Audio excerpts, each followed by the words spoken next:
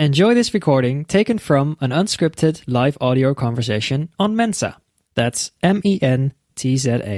दोस्तों नमस्कार, आदाब, गुड इवनिंग। हम हाजिर हैं मेंजा पर कहानियों का एक बेहद खास प्रोग्राम लेकर जिसका नाम है कहानी बुनो। और आज है कहानी बुनो का दूसरा एपिसोड। मैं हूं वसीम अकरम और मेरे साथ हैं प्रोग्राम की को होस्ट दीपिका भाटिया जी, कहानीकार उषा छाबड़ा जी और हमारे स्पीकर सजीव सारथी जी। दोस्तों सर्दियां जा चुकी हैं और गर्मी की तपिश हमारी ओर बढ़ रही है। पेड़ की शाखों से पत्ते झड़ रहे हैं ताकि नई कोपलें अपना वजूद पा सकें। हिंदी का आखिरी महीना भी चल रहा है, वही फागुन अपनी अटखेलियों के साथ हमारे जिस्मों में अपनी मस्ती घोलने के लिए तैयार है। आम की मंजरियों की खुशबू लेकर, होली का रंग लेकर, या यूं कहें तो ज्यादा बेहतर होगा कि प्यार का रंग लेकर। यही तो आज का हमारा टॉपिक था। दोस्तों हमारी जिंदगी की दो बड़े ही खूबसूरत एहसास, प्यार और रंग। प्यार को हम सिर्फ महसूस कर सकते हैं मगर छू नहीं सकते और न ही कोई नाम दे सकते हैं। जैसा कि गुलजार साहब ने भी कहा है ना, सिर्फ एहसास है ये, रूह से महसूस करो, प्यार को प्यार ही रहने दो, कोई नाम न दो। कितनी रूहानी बात है ना, सीधा दिल पर दस्तक देने वाली। प्यार का यही रूहानी एहसास जब गजल सम्राट जगजीत सिंह साहब के दिल तक पहुंचता है तो वो भी गाने लगते हैं। ना उम्र की सीमा हो, ना जन्म का हो बंधन, जब प्यार करे कोई तो देखे केवल मन। है ना दोस्तों, प्यार होता ही ऐसा है जो खून के रिश्तों का मोहताज नहीं होता बल्कि एहसास और जज्बात का के धागों का मोहताज होता है। अगर ये धागे ना हो हमारी जिंदगी में तो प्यार का वजूद ही न रहे, बल्कि प्यार मुमकिन ही ना हो। लेकिन बात जब रंगों की आती है ना, तो बेशुमार खूबसूरती लिए ये पूरी कायनात हमारी आंखों में उतर जाती है। कुदरत ने इतने रंग बनाए हैं जिसकी कोई इंतहा ही नहीं है। इन्हीं रंगों का तो जश्न मनाते हैं हम होली में। दोस्तों आप सब जानते हैं कि प्यार के रंगों से सजा होली का त्योहार धर्म जाति के बंधन खोलकर भाईचारे का पैगाम देता है। क्या ही अच्छा है ना कि इस दिन हम अपने गिले शिकवे भूलकर एक दूसरे को गले लगाते हैं और उनके चेहरों को प्यार के रंगों से रंग देते हैं। होली के रंगों का सिर्फ भौतिक महत्व ही नहीं है जैसा कि बुजुर्गों ने कहा है, बल्कि आत्मिक महत्व भी है। तभी तो जब हम होली में अपने अपनों को रंग लगाते हैं या अपनों से नहीं मिल पाते हैं तो हमारे अंदर एक टीस, एक दर्द उभरने लगता है जो जिंदगी में उदासी का आलम बिखेर देता है। बसंती हवाएं हमारे उन अपनों का संदेश लेकर आती तो हैं, लेकिन हमारी उदासियां कम नहीं होती। इन्हीं उदासियों को कम करने का फिलहाल तो एक ही बेहतर तरीका लगता है और वो ये है कि प्यार के रंग से बुनी एक खूबसूरत कहानी सुनी जाए। बस यही सोचकर, जैसा कि हमारे प्रोग्राम का फॉर्मेट है, कहानी बुनो के पिछले एपिसोड में हमने एक शीर्षक दिया था और वो था प्यार के रंग, यानी होली पर मिलने मिलाने का रंग, मोहब्बत का रंग। इसी शीर्षक पर कहानीकार उषा छाबड़ा जी ने एक बेहतरीन कहानी बुनी है। तो दीपिका जी, प्लीज आप इस कहानी के बारे में थोड़ा सा कुछ बताएं और हमारे लिसनर्स को सुनाएं भी, फिर आगे की चर्चा शुरू करते हैं। जी शुक्रिया वसीम जी। जी आपने बिल्कुल ठीक कहा। कभी कभी कुछ अनजान रिश्ते भी कितना अपनापन दे जाते हैं। जी। किसी का दिया थोड़ा सा वक्त कितनी खुशियां, कितनी यादें दे जाता है। और इन्हीं प्यार भरे रंगों से बुनी है उषा छाबड़ा जी ने आज की कहानी प्यार का रंग। तो प्रस्तुत करती हूँ आज की कहानी प्यार का रंग। जी, प्यार के रंग। होली के दिन सोहनी बहुत जल्दी उठ गई थी, पूरे उत्साह से भरी हुई। वह सोच रही थी कि काम कहाँ से शुरू करे। उसे मठरियां और गुजियां जो बनानी थी। थोड़ी देर में ही रंग गुलाल लेकर होली की हमजोली टोलियां भी आने लग जाएंगी और जोर जोर से बोलेंगी। ओह, कितना अच्छा लगता था उसको, कितना आनंद आता था इन हमजोली टोलियों के साथ घूम घूम कर एक दूसरे को रंग लगाने में। वो क्या है ना कि सब अपनी पहचान खोकर जब लाल, पीले, नीले, हरे, सुनहरे रंगों में डूब जाते हैं और हंसते गाते हुए निकलते हैं ना, तो मन मस्ती में सराबोर हो ही जाता है। लगभग 1.5-2 घंटे में ही सोहनी ने सब बना लिया। एक थाल में अबीर गुलाल और दूसरे थाल में गर्मा गर्म गुजियां और मठरियां। वो बहुत खुश हो रही थी उन्हें देखकर और सोच रही थी कि अगर टोलियां आ गईं तो फिर कपूर अंकल के घर जाने में उसे देर हो जाएगी। कपूर अंकल और आंटी उसके बगल वाले अपार्टमेंट की पहली मंजिल पर रहते हैं। जब वो ऑफिस से आती है तो अक्सर ही अंकल उसे नीचे अकेले बैठे दिख जाते हैं और आंटी अपनी बालकनी से उसे देखकर मुस्कुराकर हाथ हिलाती और फिर उदासी ओढ़ लेती। सोहनी ने फटाफट एक प्लेट में गुजियां और मठरियां रखी और अपने कुर्ते में गुलाल का पैकेट भी छुपा लिया। अंकल आंटी के दरवाजे पर पहुंचकर कॉल बेल बजाई। कुछ देर में धीरे से दरवाजा खुला। सामने कपूर आंटी थी। उन्हें देखते ही सोहनी ने विश किया, हैप्पी होली आंटी। आंटी भी खुशी से बोली, हैप्पी होली बेटा, आज कितनी अच्छी लग रही हो तुम, हमेशा खुश रहो। तभी अंकल अंदर वाले कमरे से निकलकर ड्राइंग रूम में आ गए। उन्हें भी सोहनी ने होली विश किया, हैप्पी होली अंकल जी। अंकल जी भी जोश में बोले, हाँ हाँ बेटा, हैप्पी होली। दोनों लोग सोहनी को देखकर बहुत खुश हुए, लेकिन उनकी खुशी में एक हल्की सी उदासी भी शामिल थी। बीते कई सालों से उनके बेटे और बहू विदेश में रहते थे, इसलिए दोनों बुजुर्गों के सारे त्योहार अकेलेपन की भेंट चढ़ जाते थे। त्योहारों पर अगर अपने बच्चे साथ न हो तो लगता है जिंदगी में कितना अकेलापन और बुढ़ापा भी भारी लगने लगता है। सोहनी इस बात को बड़ी शिद्दत से महसूस कर रही थी और इसलिए उसने प्लान बनाया कि इस बार वो अपनी होली अंकल आंटी के साथ ही मनाएगी। प्यार अगर ऐसे बांटा जाए तो होली के रंग भी प्यार के रंग बन जाते हैं और यही प्यार तो हमारे हिंदुस्तान की रूह है। हम किसी को उदास नहीं देख पाते और उसकी जिंदगी में पल भर के लिए ही सही प्यार के रंग भरने की कोशिश करते हैं। अंकल आंटी ने भी बड़े प्यार से सोहनी के चेहरे पर गुलाल लगाया और खूब दुआएं भी थी। अंकल ने फटाफट फ्रिज से कुछ चॉकलेट निकाली और सोहनी को बतौर होली गिफ्ट दी। आंटी ने झट से किचन में से जो सामान बनाया था लाकर टेबल पे रख दिया। दोनों ने बहुत प्यार से कहा कि वो कुछ खाकर जरूर जाए।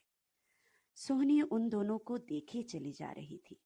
गुलाल लगे दोनों के गुलाबी चेहरे बहुत ही प्यारे लग रहे थे और उदासी की जगह उन पर प्यार के रंग मचल रहे थे। सोहनी ने उनके साथ सेल्फी ली तो दोनों खिलखिला उठे।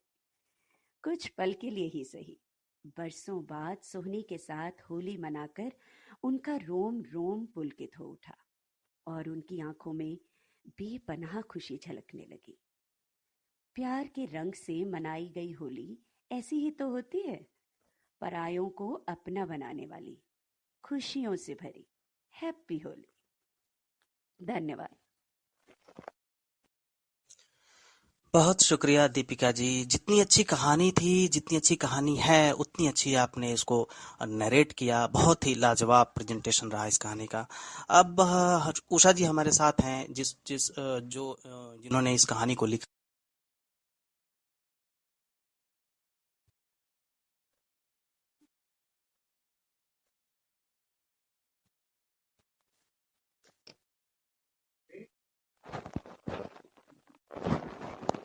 हेलो। वसीम जी, आपकी आवाज नहीं आ रही मुझे।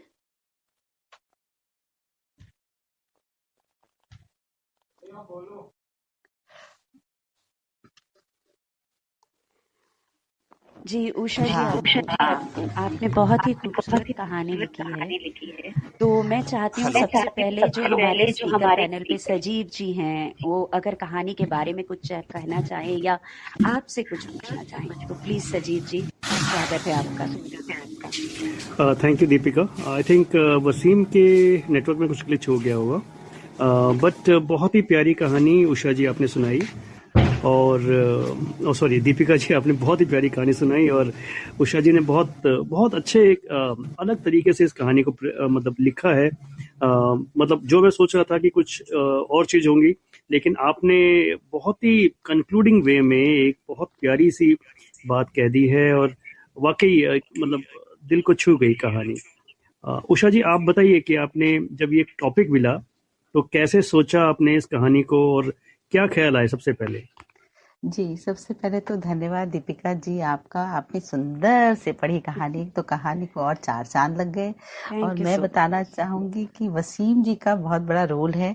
तो जब यहाँ पर ये कहानी अनाउंस हुई तो उसी समय मैंने सोचा हाँ मैं ये कहानी लिखूंगी, क्योंकि ये एक वास्तविक घटना है। हमारे अपार्टमेंट में रहते हैं अंकल आंटी, और इस तरह से मैं उनके घर गई थी और किस तरह से पूरा वातावरण वहाँ का मेरी आंखों में मतलब बसा हुआ था। तो जब ये कहानी के लिए टॉपिक मिला मुझे, तो मैंने कहा मैं तो इन्हीं की कहानी लिखूंगी। तो मैंने जो लिखी फिर वसीम जी को भेजा। वसीम जी ने काफी मेहनत की इस पर, और फिर एडिट किया हमने, और उसके बाद ये कहानी आपके सामने प्रस्तुत हुई।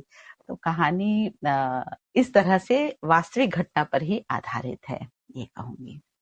जी सचिन। उषा जी, ये बहुत सही बात है। यही मैं पिछले एपिसोड में भी मैंने कहा था कि कहानियां ऑब्जर्व करने का हिस्सा होती हैं। अगर ऑब्जर्वेशन नहीं है हमारे पास तो हम कहानी को लिख नहीं पाएंगे। शब्द तो बाद में आते हैं, सबसे पहले हमारे अंदर फीलिंग्स आती हैं कहानियों को लेकर। तो इसी पर मैं ये पूछना भी चाह रहा था कि कपूर अंकल और आंटी के दर्द को कैसे आपने महसूस किया? ठीक है, हम सबके आसपास कुछ लोग ऐसे होते हैं जो अपनों से थोड़ा दूर रहते हैं। हम खुद भी दूसरे शहर में हैं, हमारे घर वाले अपने गांव में हैं। तो इसको रिलेट करना, उसको उसके दर्द को समझना ही कहानीकार का उसकी जिम्मेदारी होती है। तो उसको कैसे समझा आपने, उसके दर्द को, अंकल आंटी के एहसास को, उनके जज्बात को असल कैसे में समझा? मैं बताऊं कि मेरे घर भी मेरी मदर इन लॉ थी। तो मैं उनको भी देखती थी किस तरह से महसूस करती कि उनके दो बेटे, हम साथ रहते थे, उनके दो बेटे बाहर हैं। तो त्योहार जब होता है ना, तो जो बूढ़े लोग होते हैं ना, इनके चेहरे पर होता है कि चलो एक बहू बच्चे तो हैं हमारे पास, लेकिन वो जो दो साथ में नहीं है, चाहे फोन पे बात हो जाती सब कुछ है, पर वो चीज नहीं मिलती जो असल में चाहिए होती है। तो ये अंकल आंटी बिल्कुल। बहुत ही प्यारे, बहुत ही प्यारे। हर समय बालकनी में ऐसे वेव करते, और जब और हर समय बोलते आ जाओ चाय पी लो, और मैं हमेशा जल्दी में रहती, तो आंटी आऊंगी, मैं आऊंगी, इस तरह से क्या होता था, मुझे फील होता था इस चीज को कि दे मिस अ लॉट। तो उस दिन फिर हम जब गए उनके घर, तो उन्होंने तो बस पूरा अंबार ही खोल दिया। जो मर्जी, मतलब बोलते भी चले जा रहे थे, इतना कुछ था उनके मन में, अपने पोते पोतियों के बाद बहुत बातें, लेकिन वो जो खालीपन था वो दिख रहा था। फिर कहते ये खाओ वो खाओ, और अंकल जी हर रोज ना मुझे ऊपर से ना टॉफी भी गिरा के देते थे, क्योंकि उनका फ्लोर ऊपर था, नीचे तो इतना आते नहीं थे, वो तो नीचे कभी कभी बैठते थे। तो क्या है कि मॉर्निंग टाइम में he will just throw this one toffee and then I will catch like a baby. तो वो एक प्यार भरा उनका जो था ना, तो उस दिन जब उनके घर गई तो बहुत ही अलग, और मैं बहुत ही विचलित भी हुई कि भाई अकेलापन कितना दोनों को खा रहा है। घर में जो जिस तरह से एक वाइब्रेंसी होती है जब हम घर में होते हैं, बच्चे होते हैं, सब होते हैं, एक इकट्ठा बैठने का माहौल, हंसी मजाक, वो नहीं था उनके घर में। तो मुझे ऐसा लगा कि इफ आई गो तो एक अच्छा आनंद आएगा उनको, और फिर मजा आया उनको बहुत, और मुझे बहुत खुशी मिली इस बात से। तो मैंने कहा ये जरूर लिखूंगी। बिल्कुल उषा जी, बिल्कुल मैं उषा जी, यही आपने सही पूछ रही कहा। थी कि और आपसे हम अपने, पूछने हाँ, के लिए हम कि अपने लिसनर्स को ये यही, क्या सच में वाकया आपके साथ हुआ था। तो जी हेलो, मैं यही जानना चाहती थी। जी जी, जी। हम अपने वाकई हुआ लिसनर्स को है। यही कहते हैं कि कहानी इसी तरीके से अपने आसपास रूबरू, अपने एकदम एकदम करीब से करीब जगहों पर खोजी जानी चाहिए। वहां से मिलती हैं कहानियां। हर आदमी के चेहरे पर एक कहानी छुपी हुई है। हम बस चेहरे को देखें, रीड करें, ऑब्जर्व करें, फील करें, और हमारे अंदर कहानी आ जाएगी। तो सजीव सर से मैं ये जानना चाह रहा हूँ, पिछले एपिसोड में भी सजीव सर ने एक बात कही थी, और मैं इस बार भी जानना चाह रहा हूँ कि आगे हम इस प्रोग्राम को और कहानियों के लेवल पे बेहतर कैसे बना सकें। उनका थोड़ा सा राय मशवरा दें, तो फिर हम आगे अगले बताएं हम अपने लिसनर्स को कि कहानी कैसे भेजनी है और अगला टॉपिक क्या है, ये हम आगे बात करेंगे। यस वसीम, ये जो टॉपिक्स आप दोनों ने पिछली बार भी जो दिया था और इस बार भी जो दिया था बहुत इंटरेस्टिंग था, और दोनों बार मुझे लगता है कि लोगों ने इस अटेम्प्ट बार भी जरूर हम किए हैं। इंटरेस्टिंग टॉपिक दे रहे हैं सर। हाँ बिल्कुल बिल्कुल, मुझे उम्मीद है। और हम्म, उससे ये रहेगा कि लोग, जैसे आपने बताया कि ऑब्जर्वेशन एंड जो एक क्यूरियोसिटी है वो जरूर होनी चाहिए, ताकि हम किसी किरदार में, किसी भी इंसान के भीतर जो कहानियां हैं उनको उनके अंदर झांक पाए, उनके जैसे भी उषा जी ने उनके पड़ोसी में जो रहते थे उनके उनके भीतर जो चल रहा था उसको महसूस किया, क्योंकि वो खुद एक मतलब उस चीज को उन्होंने महसूस किया, तभी वो लिख पाई उस चीज को। तो मैं वही कह रहा हूँ कि अगर जो भी आप टॉपिक दें, मुझे लगता है कि जो भी आपके पास कहानियां हैं, जैसे लक्ष्मी हमारे साथ है, मुझे लगता है कि वो इस बार कोशिश नहीं कर पाई, लेकिन अगली बार वो जरूर करेंगी।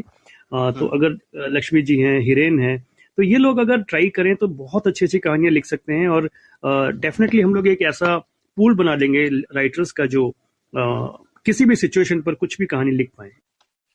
बाकी हम लोग तो हेल्प करने के लिए तैयार ही हैं। कहानियां एक बार आएंगी तो हम कहानीकारों से बात भी करेंगे कि जो उसमें थोड़ा बहुत जो मिसिंग होंगी पॉइंट्स, उसको हम एडिट करेंगे, रखेंगे, और कहानियां उसे और परिष्कृत बनती हैं, अच्छी बनती हैं, खूबसूरत बनती हैं, है ना। तो अगला टॉपिक पर हम बात ही कर लेते हैं। अगला टॉपिक है इस बार का, मैं स्कूल नहीं जाऊंगा। ये हमारा टॉपिक है, थीम है, मैं स्कूल नहीं जाऊंगा। मैंने ये टॉपिक इसलिए चुना है क्योंकि अब स्कूल खुल गए हैं, बच्चे स्कूल जा रहे हैं, और मेरे पड़ोस में एक ऐसा ही बच्चा है जो अगले दिन स्कूल से लौटा और अपनी माँ से बोला कि मैं स्कूल नहीं जाऊंगा। देखिए, हमारा टॉपिक भी यहीं से निकल के आ रहा है। तो अब माँ ने क्या कहा ये मुझे नहीं मालूम, मेरे लिए तो टॉपिक मिल गया कि बच्चा स्कूल जाने के लिए क्यों नहीं तैयार है, जबकि इसके पहले वो जाता था, और इसके पहले अभी ऑनलाइन क्लासेस चल रहे थे। तो बच्चा स्कूल से लौटा और पेरेंट्स से कह रहा है कि मैं स्कूल नहीं जाऊंगा। आखिर क्या वो वजह होगी जिसकी वजह से वो स्कूल जाने से इनकार कर रहा है। दरअसल स्कूल हमारे लिए कितना जरूरी है, कि एक बच्चे के लिए कितना जरूरी है कि उसको पूरा एक बड़ा सा कैंपस मिलता है, बच्चे दोस्त मिलते हैं, और टिफिन शेयर करता है, अपनी बातें शेयर करता है जो वो पेरेंट्स से नहीं कह सकता। बहुत सारी ऐसी चीजें होती हैं बच्चों के अंदर चल रही होती हैं दिमाग में। तो ये सोचकर मैंने ये टॉपिक रखा कि मैं स्कूल नहीं जाऊंगा। और सजीव सर, आप इस पे थोड़ा सा अपनी राय रखें कि ये कैसा रहेगा इस पर। जी वसीम, अच्छा टॉपिक है। और जैसे कि मैंने बताया कि कोई भी राइटर जो भी लिखना चाहेंगे वो आसानी से इस पर सोच सकते हैं, क्योंकि देखिए अभी इसमें सोचना क्या है, आपने एक लाइन दे दी है कि मैं स्कूल नहीं जाऊंगा। अब वहां पे जाहिर सी बात है कि एक कैरेक्टर तो एक बच्चा हो गया, राइट।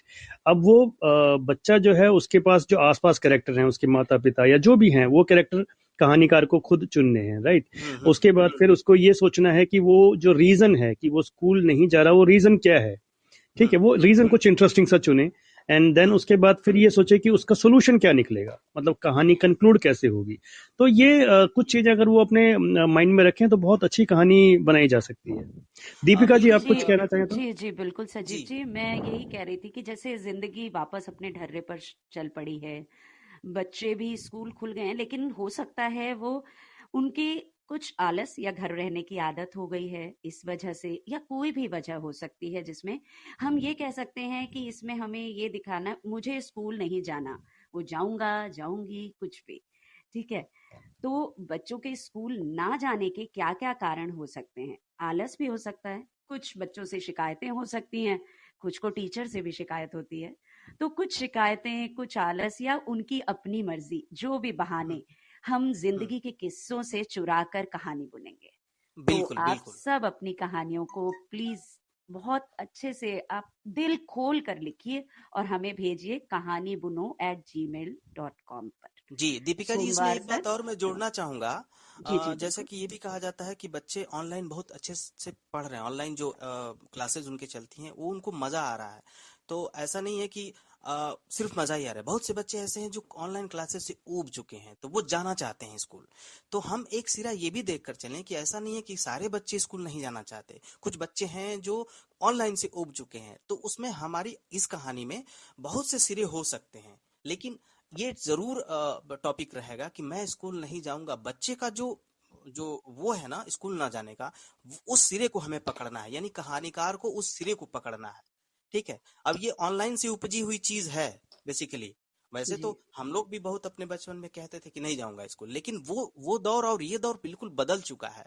अब दूसरा दौर चल रहा है, एजुकेशन के सारे संसाधन बदल चुके हैं, टेक्नोलॉजीज आ गई हैं। इसलिए मैं चाहूंगा कि इस पर कहानियां बेहतरीन आ सकती है। मुझे उम्मीद है सजीव सर, मुझे ज्यादा बिल्कुल। उम्मीद है कि इस पर कहानी बेहतर आ सकती वसीम जी, है ना।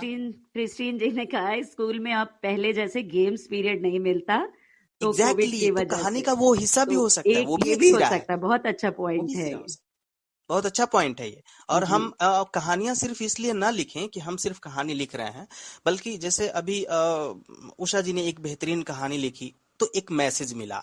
हम चाह रहे हैं कि हमारी हर कहानी में एक छोटा सा मैसेज जरूर कन्वे हो, ताकि लिसनर्स जो सुन रहे हैं हमारे, उन तक ये मैसेज पहुंचे और वो कहानी के जरिए अपनी जिंदगी में उस मैसेज को शामिल करें, समझें, और अपने एहसास को भी वो कहानी के जरिए वो भी लिखने की कोशिश करें कि हाँ, क्यों सब लोग लिख सकते हैं तो हम क्यों नहीं। और लिसनर्स का ये प्रोग्राम है, हम जैसे होस्ट या स्पीकर का प्रोग्राम नहीं है, लिसनर्स का प्रोग्राम है। तो दीपिका जी, हम कहानी के अगले सेगमेंट में बढ़ते हैं। मैं इससे अ, पहले एक बात छोटी सी बोलना चाहूंगी। जी मुझ जैसे बहुत से लोग होते हैं जो कहानी लिख सकते हैं, लेकिन क्या है ना कि पोस्टपोन करते रहते हैं। तो मुझे लगता है इस तरह के टॉपिक देने से क्या होता है कि लोग मोटिवेट होते हैं। जैसे मैं मोटिवेट हो जाती हूँ, अच्छा ये टॉपिक मिल गया, अब लिख लेते हैं कहानी। तो जी जी प्रॉम्प्ट्स चाहिए, तो आप लोग प्रॉम्प्टर का काम कर रहे हैं। तो जैसे ही आपने, बल्कि मैंने पिछले के लिए भी लिखनी थी, पर वो समय निकल गया। तो इस बार मैं यही सबसे कहूंगी कि समय ना निकले, फटाफट आज ही शुरू हो जाइए और 2 दिन में निपटा दीजिए। जी बिल्कुल उषा जी, बिल्कुल। काल बिल्कुल। ये रितेश जी काल ने करे सो भी आज कर। मैसेज डाला था कि मैं लिखना चाह रहा हूं पर हो नहीं पा रहा। मैंने कहा आप जरूर कोशिश कीजिएगा, अब अगली बार जरूर आएगा। और लक्ष्मी जी ने भी पिछली बार बोला था कि मैं ये कहना चाहती हूँ कि मुझे कहानी कोई ना कोई मेरी इसमें जरूर आए। तो लक्ष्मी जी, आप भी इस बार जरूर पार्टिसिपेट कीजिएगा। जितने सब सुन रहे हैं, कोशिश कीजिए। कुछ भी नहीं है, सब बस अपने आसपास देखिए, महसूस कीजिए और महसूस सोचिए करिए, क्या हो देखिए। सकता है, बस लिख डालिए। बिल्कुल। ये क्लू बेस्ड प्रोग्राम है स्टोरी राइटिंग का, जिसमें हम हर सप्ताह एक टॉपिक देते हैं। इस बार का हमने टॉपिक दिया है, मैं स्कूल नहीं जाऊंगा। एक छोटा सा बच्चा आता है, अपने पेरेंट्स से कहता है मैं स्कूल नहीं जाऊंगा।